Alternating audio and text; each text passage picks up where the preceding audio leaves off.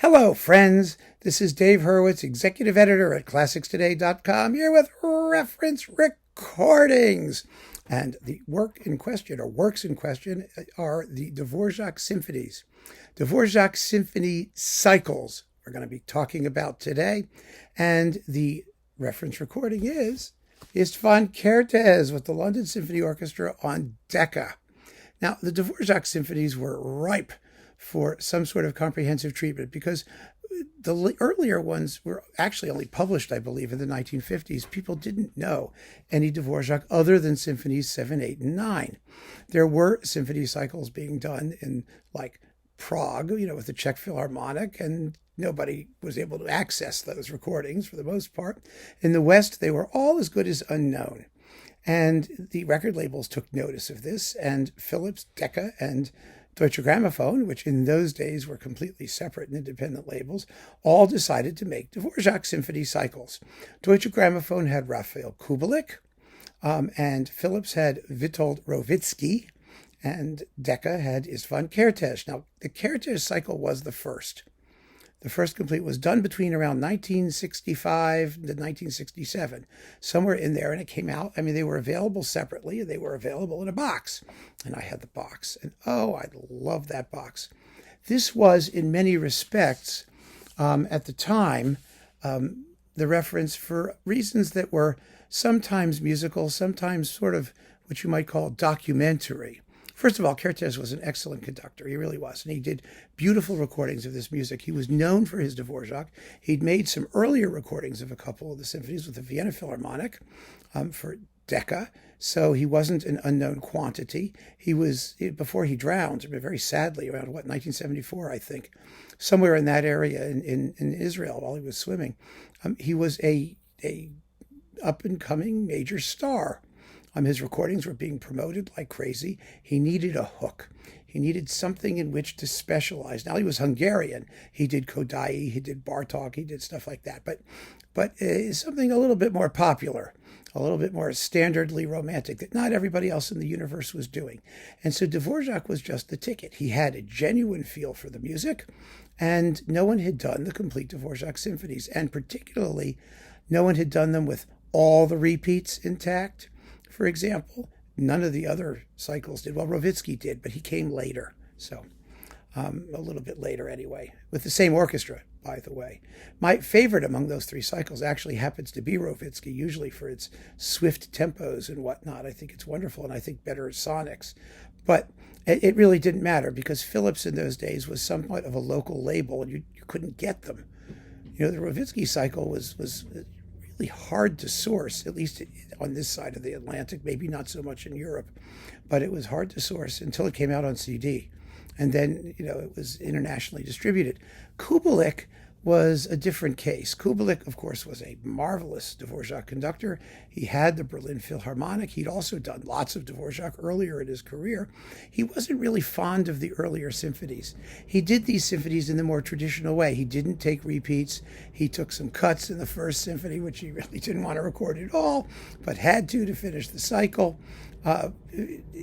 Having the Berlin Philharmonic is a wonderful thing, of course, and they played wonderfully, and they were well recorded. But all in all, Kertész was getting the solid promotion from the stalwart English musical press, which pushed these things, and they were right to. They were right to, because it was an extremely individual and unique series. The London Symphony at this point, under Kertész in the 70s, was an interesting sounding ensemble. It was particularly well suited for Dvorak because it had a somewhat natural balance towards the woodwind sections. And of course, they had those wonderful Star Wars horns, really great horn section, rustic woodwinds. The strings were kind of wiry and not rich and yummy like the Berlin Philharmonic was, but somehow that emphasized the rustic element in Dvorak's music, and particularly in these earlier symphonies. They were nicely recorded, and so, they became not only the reference, but also a launching point for a much wider exploration of Dvorak under Kertész than we might otherwise have had, because these were very successful. apparently, from what I know. He later did the Requiem. He did tone poems. He did a lot of overtures and other pieces.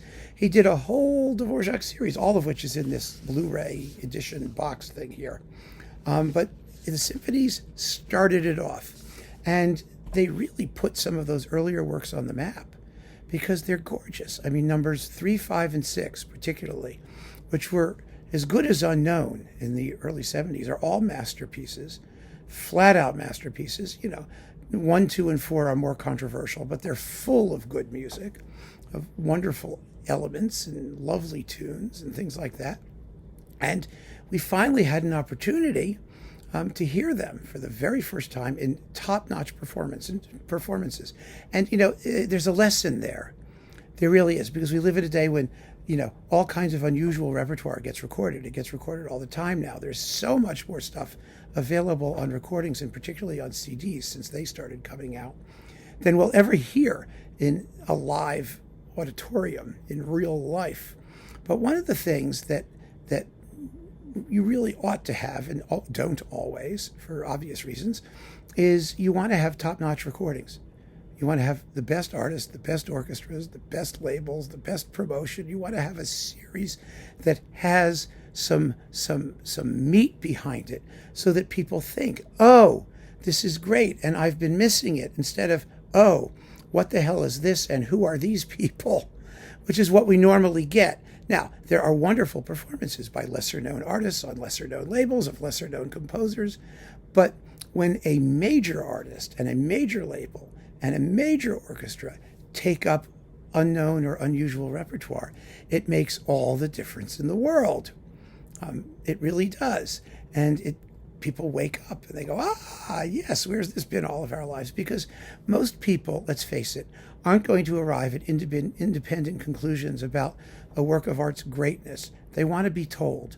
And if they go into the experience of listening thinking already, oh, this is great, and I just haven't heard it before, chances are they're going to think it's great and enjoy it. But if they go into it thinking, what the heck is this? Then they're just not going to give it the same time and attention. So the Kertész Dvorak cycle redeemed a lot of early Dvorak and a lot of unknown Dvorak, and made it part of the common repertoire, the modern repertoire, the general repertoire. And now, of course, there are Dvorak cycles all over the place. Since this, and since Kubelik, and since Rovitsky, you've had complete cycles by the likes of, you had Jarvi and Bielohlavek and the Naxos one, that they did, and there was one on Naxos, and there's more coming, and everybody, Andrew Davis did one on Sony, which was so-so, but it became a thing. Did for a little while. There was the digital Václav Neumann, there's, to do Dvorak symphony cycles. And I think that's a wonderful thing. I mean, that there are more of them coming out, and then we have the opportunity to hear multiple different performances. But it's amazing how well this set has endured. And it's an indication of its reference status that Decca selected all of Kertész's Dvorak for this deluxe boxed Blu-ray treatment. These things, it doesn't happen unless they have a history, unless they have a positive history.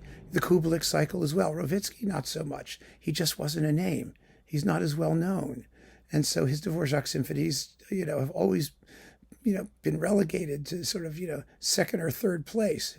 Like I said, it's a shame because I think he's the best of the batch, except for the seventh. But otherwise, it doesn't matter.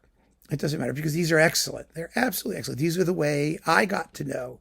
This was the way I got to know the Dvorak symphonies. It was this set, largely because the English press promoted the heck out of it like crazy. They kept promoting it, and it stayed in print. It stayed available. Again, we can't think of reference recordings without some attention being paid to the way that these recordings were marketed and promoted, because they need to have a certain consensus and uptake.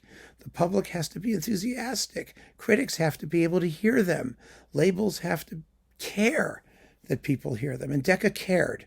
They cared about Kertész and they cared about Dvorak. His death was a tragedy. It might have only increased sales. Dying tragically is usually a good thing if you're a classical artist, for your recorded legacy. So it's wonderful. It's wonderful that these things were made. It's wonderful that they're still around. And they are unquestionably, the reference cycle of Dvorak's symphonies. So keep on listening, friends. Thanks for joining me, and take care.